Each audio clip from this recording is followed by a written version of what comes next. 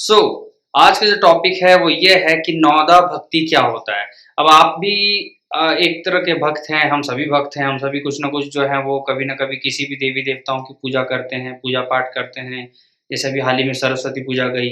तो इसी तरह से आप भी अपने आस-पास के माहौल में देखते होंगे, तो एक चीज़ जान लीजिए कि भागवत पुराण के अनुसार नौदा भक्ति की चर्चा की गई है, नौदा भक्ति के बारे में बताया गया है। नौदा यानी कि 9। तो आज हम लोग इसी के ऊपर बात करेंगे। सो हेलो फ्रेंड्स, मैं हूँ मृत्युंजय एंड स्वागत करता हूँ आपके इस चैनल में द कर्मा योगी पे। आइए शुरू करते हैं फटाफट से। तो नौदा भक्ति मतलब 9 अलग-अलग प्रकार जिससे कि आप अपने ईश्वर को या अपने इष्ट देवता को जो है पूज सकते हैं या पूजा कर सकते हैं। तो वो क्या-क्या होते हैं? सबसे पहला होता है, देखिए मैंने लिख कर रखा है, सबसे पहला होता है श्रवण। श्रवण यानी कि इष्ट देवी-देवताओं की लीलाओं या कथाओं को सुनना। अ, ठीक है? ये होता है श्रवण। श्रवण जैसे कि नाम से ही पता चल रहा है, श्रवण मतलब सुनना। तो इष्ट देवी-देवताओं के नाम को सुनना। दूसरा होता है आपका कीर्तन।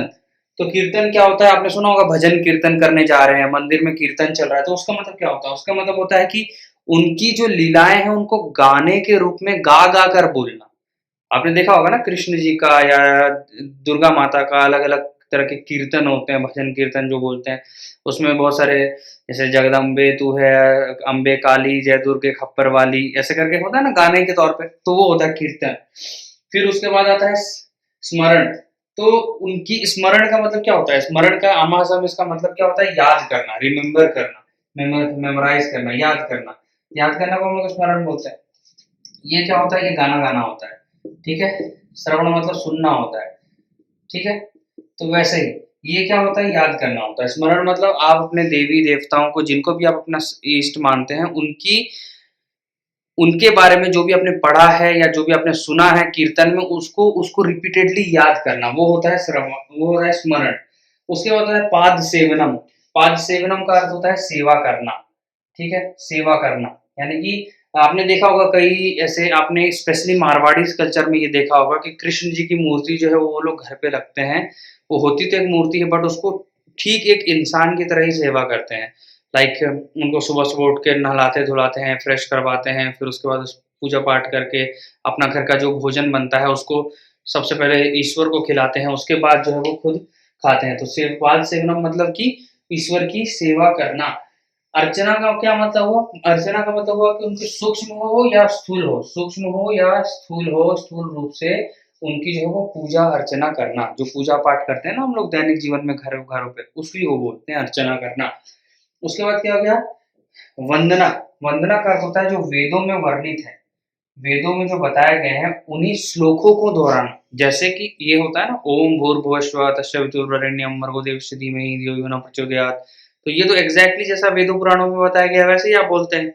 इसमें तो कुछ अलग तरह से हिंदी में तोड़-मरोड़ के तो नहीं बोलते हैं ना, सेम टू सेम बोलते हैं। तो वही वेदों में जो बताया गया है उन्हीं को ही वंदना करना है, यानी कि उनको सेम टू सेम बोलना। दास्य। दास्य क्या मतलब होता है?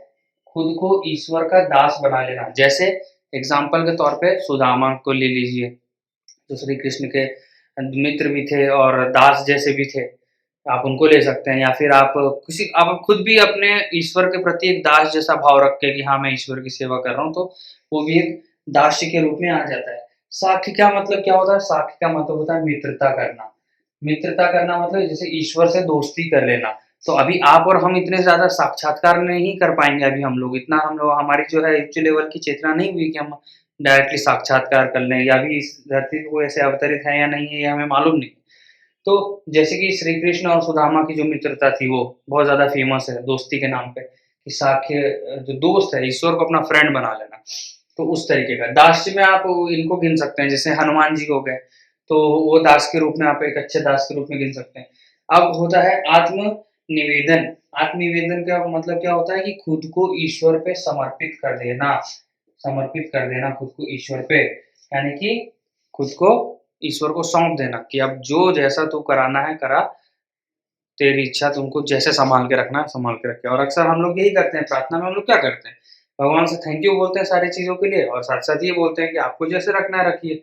आप सन्मार्ग पे लेकर के जाइए, सद्बुद्धि दीजिए और जैसे आपको जीवन में हमें रखना है वैसे रखिए। तो ये सिर्फ़ ऐसा नहीं है कि सिर्फ़ इंडियन कल्चर में, हिंदू कल्चर में ऐसा होता है, सभी कल्चरों में होता है। प्रार्थना प्रेयर का मतलब ये होता है कि यू आर रिक्वेस्टिंग गॉड कि ठीक है आपने जो भी दिया है उसके लिए thank you so much, and I also I am requesting you कि आपको जैसे रखना है आप वैसे रखिए, ठीक है। तो ये नौदा भक्ति ये आया है भागवत पुराण से, इसको लिया गया है। नौदा भक्ति की चर्चा भागवत पुराण में की गई है। नौधा का नौ का मतलब होता है, नौधा का मतलब यहाँ पे होता है 9 यानी कि 9। तो 9 अलग अलग तरह से हम जो है वो भक्ति योग को कर सकते हैं। इसको आप भक्ति योग को कर सकते हैं 9 अलग अलग तरीके से। तो ये अगर आप YCB का प्रिपरेशन कर रहे हैं उसके लिए भी ज़रूरत है, अगर आप नेट का प्रिपरेशन कर रहे हैं उसके लिए भी ज़रूरत है, अगर आप किसी भी तरह का योगा एग्जाम्स में इंटरेस्टेड हैं उसमें भी ज़रूरत है। साथ साथ अगर आप डेली लाइफ में भी अगर आप इन सब धर्म कर्म और इन सब चीज़ों के बारे में जानना चाहते हैं तो इन सब चीज़ों के लिए भी ज़रूरी है।